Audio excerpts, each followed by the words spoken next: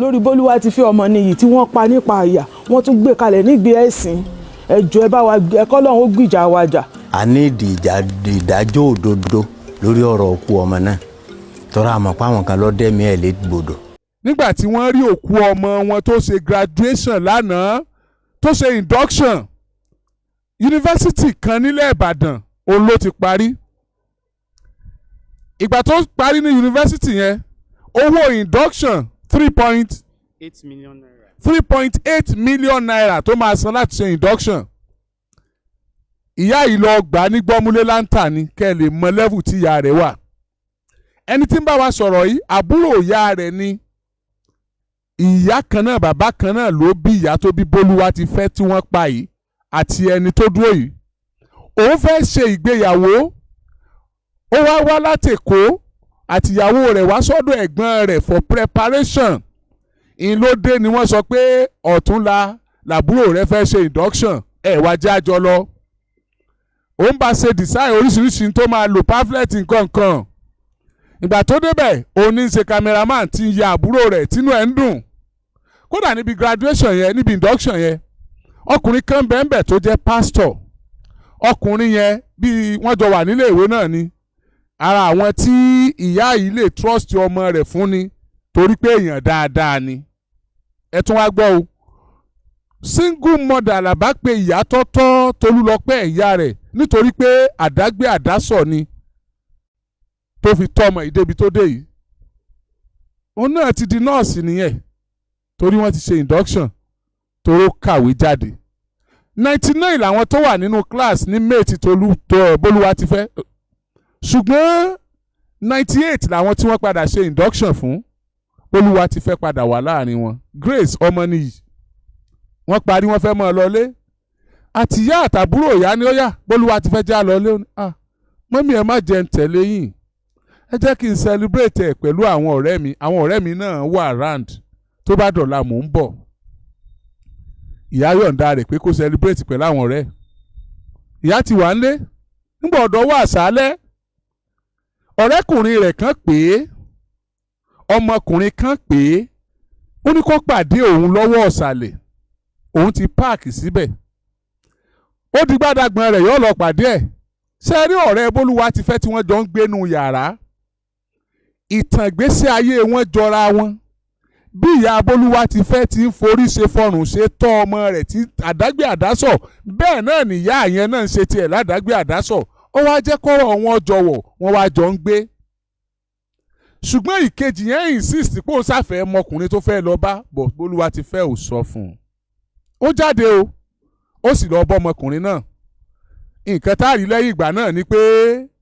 wọ́n bá òkú Bólúwatifẹ́ lójú títì lifeless ni wọ́n bá Bólúwatifẹ́ lójú títì kó tó di pé délé ìwòsàn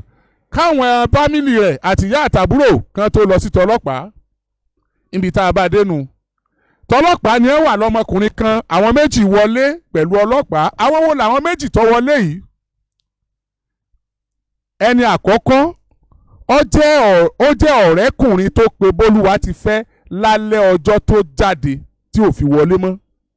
ẹni kejì jẹ́ ọ̀rẹ́ ọmọkùnrin yẹn tí wọ́n jọ jáde. bọ́n ṣe gbé Bólúwatifẹ́ lálẹ́ ọjọ́ yẹn wọ́n gbé Bólúwatifẹ́ lọ sí ilé ijó kan nílẹ̀ Ìbàdàn tó wà ní Bódìjà mi ní tí ìdákọ̀ ilé ijó yẹn ṣùgbọ́n ilé ijó yẹn mọ́ra wọn o torí pé ọmọkùnrin yìí náà wọ́n ló ń ṣiṣẹ́ ní dìpátímẹ́ǹtì tí wọ́n ti máa fa sísà nílé ijó ọ̀hún ní Bódìjà ńbàdàn. ilé ijó tó tóbi ni o ìní júwe jù bá ń lọ. ọmọkùnrin yìí ìgbà débẹ̀ àwọn nǹkan kan ṣẹlẹ̀ ṣùgbọ́n ẹnu ara rẹ̀ ni ó fi sọ ṣùgbọ́n bó lọmọkùnrin ń ṣe wá bá wọn police station lásìkò táwọn gan débẹ̀ bó ṣe jẹ́ rèé o ńgbà tí gbogbo nǹkan parí tán yọ sọ̀tàn ó lọ ságọ́ ọlọ́pàá ó mú lọ́ọ̀yà lẹ́yìn ó lọ rìpọ́ọ̀tì tó sọ pé ó ṣẹlẹ̀ ó mú agbẹjọ́rò lẹ́yìn láti lọ rìpọ́ọ̀tì tó ṣẹlẹ̀ ordinary nìsà máa téèyàn bá fẹ́ lọ rìpọ́ọ̀tì tó ṣẹlẹ̀ téèyàn ní ìdàgbẹjọ́rò ní táìmì ẹ̀ ṣá pé o fẹ́ lọ rìpọ́ọ̀tì tó o bá ti wà prepared because tí wọ́n yẹ pé ìṣẹ̀lẹ̀ tó prepare fún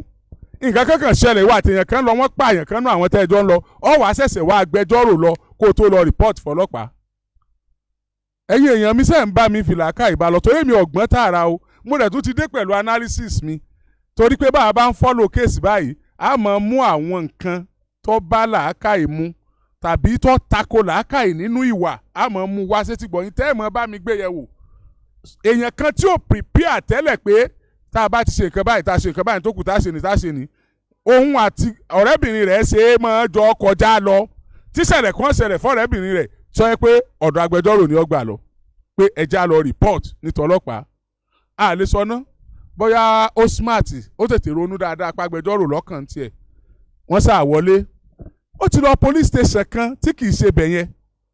kó tó di pé wọ́n wá mú wọn wá sí agbègbè Yemẹtu ìbéèrè wa tún jẹyọ ń bì. a mọ̀ yìí pé kò sí ìwádìí tí wọ́n lè ṣe tí ó lè mú ẹni téèyàn fẹ́ tó lè mú padà ṣùgbọ́n irú nǹkan báyìí ò gbọ́dọ̀ máa ṣẹlẹ̀ láwùjọ wa.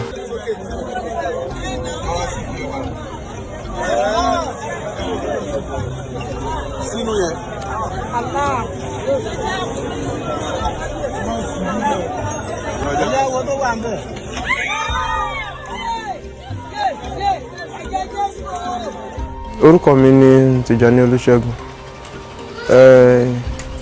Bólú jẹ́ ọ̀rẹ́ mi a jọ ń gbé àdúgbò ni a dẹ̀ tún jọ ń lọ sí ilé ìjọsìn kan náà. Lead City University òun ló ti parí ibẹ̀ ló ti ń ṣe prógráàmù nursing rẹ̀ tí ó lè parí tó ń ṣe induction báyìí tó ṣe induction tí ìṣẹ̀lẹ̀ láabi yìí fi ṣẹlẹ̀ sí. ó wá jẹ́ ohun tó yani lẹ́nu níjọ́ kejì ta tún wá ń rí nǹkan míì wípé ìṣẹ̀lẹ̀ báyìí ṣẹlẹ̀ sí a lérò rẹ̀ rárá ó sì jẹ́ ohun ìbànújẹ́ púpọ̀. àdúgbò kankan náà la jọ ń gbé ó dẹ̀ tún jẹ́ ọmọ ìjọ wa náà so kì í ṣe oníjàgídíjàgan ó lè ṣe oníjàgídíjàgan kò dẹ̀ sígbà kankan rí tí mo gbọ́ pé bóyá ó ní ìfàǹfà pẹ̀lú ẹnikẹ́ni. ní ọjọ́ ìsinmi tó kọjá kó tó di wípé ìṣẹ̀lẹ̀ láabi yìí ṣẹlẹ̀ ó kú jáde fún ṣé ẹ̀rí ó dúpẹ́ mo ti mọ̀ pé níjọ́ tó kọ́kọ́ parí ẹ̀zámù ẹ̀ náà tí ó lóun ṣàṣeyọrí rẹ̀ pọ̀ òun ti pàpà pass ó tún jáde náà nígbà náà tó wá jẹ́rìí so ó jẹ́ ohun tí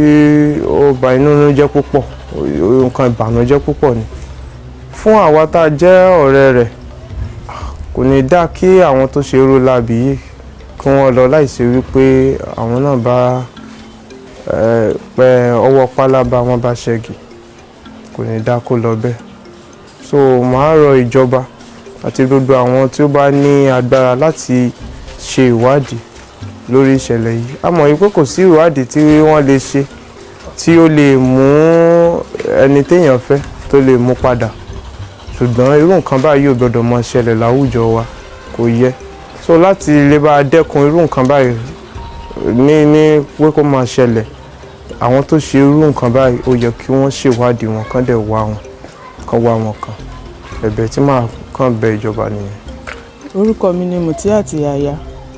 mo jẹ́ ilékè èmi àti mọ̀mọ́ Bólú la jọ wà lẹ́gbẹ̀ẹ́ ara wa ẹ jọ̀ọ́ torí Ọlọ́run mo fẹ́ bẹ̀ gbogbo ọmọ Nàìjíríà gbogbo abiyamọ ayé ìyá yóò gbọ́dọ̀ jẹ ìyá yìí gbé because wàhálà tí ìyá àti bàbá ṣe lórí ọmọ yìí wọ́n ní nǹkan kan ṣe bẹ́yìn náà ríbi tán ń gbé wọ́n ní nǹkan kan ṣùgbọ́n látàrí pé kí ọjọ́ ọ̀la wọn ó lè dáa wọ́n ṣe ní kí Bólú lọ síbi tó lọ lóhun tí ìyá ẹ̀ gbà ń bí iṣẹ́ kì í san kọ́tà nínú owó yẹn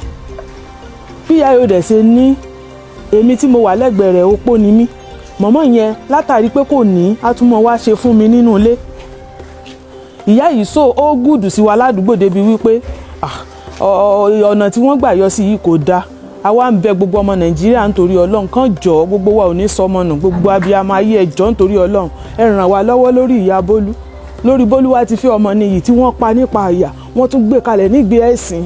ẹ jọ̀ọ́ ẹ bá wa ẹ kọ́lọ́run ó gbìjà wa jà ẹ jọ̀ọ́ nítorí tọ́lọ́run ẹ̀yin náà ò ní sọmọ nù kán bá wa ràn ìyá yìí lọ́wọ́ ìyá yìí nídìí àánú torí kò jára ayé kò jèrò ọ̀run náà bó ṣe wà yìí ṣùgbọ́n à ń bẹ Ọlọ́run kó bá wa fún lẹ́mìí sùúrù tọ́rọ́ Ọlọ́run ló lè bá wa pààrọ̀ wá fún kì í ṣàwa ìdí tá a fi ń bẹ gbogbo ọmọ Nàìjíríà nìyẹn kán jọ nítorí tọ́lọ́run ẹlẹ́sìn kìíní àtẹlẹ́sìn kejì àtẹlẹ́sìn kẹta kán jọ nítorí Ọlọ́run kán bá wa gbàdúrà gbogbo àwọn tó ṣiṣẹ́ yìí kọ́lọ́run ó fojú wọn hàn kán mọ́ lọ lásán o kíjọba jọ kan jà fún wa mẹ̀kúnnù ni wá a sì ń tiraka láti rán àwọn ọmọ wa lọ skul kì í ṣe pé ká tún wá rán wọn lọ́kọ́ dọjọ́ ògo wọn kí wọ́n tún máa mú wọn kúrò lọ́wọ́ wa ẹ jọ̀ọ́ nítorí Ọlọ́run ìyà yóò ní jẹ yín gbé ẹ jọ̀ọ́ nítorí Ọlọ́run ẹ má jẹ́ ìyà yóò jẹ wá gbé ẹ dákun ní tí mo fẹ́ sọ nìyẹn ẹ jọ̀ọ́ nítorí Ọlọ́run. orúkọ tèmi ni Alhaji Yekini Aláùsá èmi ni sẹ́kítírì gbogbo àdúgbò yìí Zone 3 community àti Malade area Ibadan here. Tí akànrí tó ṣẹlẹ̀ náà ni ọkàn díjọ́ náà ni wọ́n ké sí gbogbo àwa landlord lákàn tí a ń dúró láwọn èèyàn ń dúró méjì mẹ́ta pé kí ló ṣẹlẹ̀ kí ló dé la bá gbọ́ pé ọmọ wa tọ́jọ́ mọ ọ̀kan lára wa Bólú pé àwọn kan wá dẹ́ẹ̀mí ẹ̀ légbodò wọ́n sì lọ gbé sí Dandaru ní ọ̀nà Mọ́kọ́lá ní asáwà òkìkí sáwà kàn ṣẹ̀wárí kínní ojú ẹsẹ̀ wọ́n ti gbé sórí kínní fóònù tí gbogbo ayé rí làǹbá wọn ń wò bá a ṣe wọn ń wò ó ṣe wàá ká gbogbo wa ládùúgbò tọrọ ọmọ dáadáa lọmọ ládùúgbò tí gbogbo àwọn abiyamọ wa bẹ̀rẹ̀ sí í sunkún lórí ọ̀rọ̀ ọmọ wọn torí ìyá rẹ̀ náà èèyàn dáadáa ní sí aládùúgbò bàbá rẹ̀ ò sì gbélé bàbá rẹ̀ ò sí àràǹdì rárá South Africa ni bàbá rẹ̀ wà kì í gbélé ẹ̀kọ̀ọ̀kan ló máa ń wálé lẹ́ẹ̀kọ̀ọ̀kan ṣùgbọ́n ìyá òun ọ̀dà sí wa ládùúgbò ọmọ yìí náà ọmọ dáadáa ni kódà bẹ́ẹ̀yìn ò rí yóò kíyàn yóò gba àdádì mọ́mọ́ nkíyìn mọ́mì mọ́mọ́ nkíyìn ọjọ́ ọmọ dáadáa sí gbogbo wa ládùúgbò ikú rẹ̀ sì dùn wá gan ó dùn wá ládùúgbò gan ikú rẹ̀ dùn wá. ìta wa ń fẹ́ ń bẹ̀ ní ìsinmi pé a fẹ́ kíjọba ràn wá lọ́wọ́ a ní ìdájọ́ òdodo lórí ọ̀rọ̀ òkú ọmọ náà tọ́ra àmọ́ pé àwọn kan lọ́dẹ̀mí ẹ̀ légbodò kíjọba wa ràn wá lọ́wọ́ àlágbára àní nǹkan kan ṣùgbọ́n tó ìlú tọ́lọ́ba tó níjòyè kíjọba ràn wá lọ́wọ́ lórí ọ̀rọ̀ kídájọ́ òdodo kí wọ́n bá wádìí àwọn tó ṣiṣẹ́ yìí tọ́wọ́ bá sì tẹ̀ wọ́n kídájọ́ òdodo ó jáde lé lórí ta ní ìdí. My name is Aki Anabi. I'm a video director and TV producer of Akomolowe on African Magic. Keep watching Drivetv. olólùfẹ́ Drivetv àti gbogbo ẹ̀yin tí Fẹ́mi Sola ẹ máa wo Drivetv. Keep watching Drivetv. My name is Omoniyi Agba. Taking this time out to tell you all that you keep watching Drivetv. Wọ́n drive ẹ̀wọ̀ ní ògo ẹ̀, wọ́n drive ẹ̀wọ̀ fulfilment, wọ́n drive ẹ̀wọ̀ bí tó o bá ń lọ, ó ní iṣẹ́ rìn, ibi ni kò máa wò Drivetv. Thank you. Kílódé. Drivetv, driving you around the world.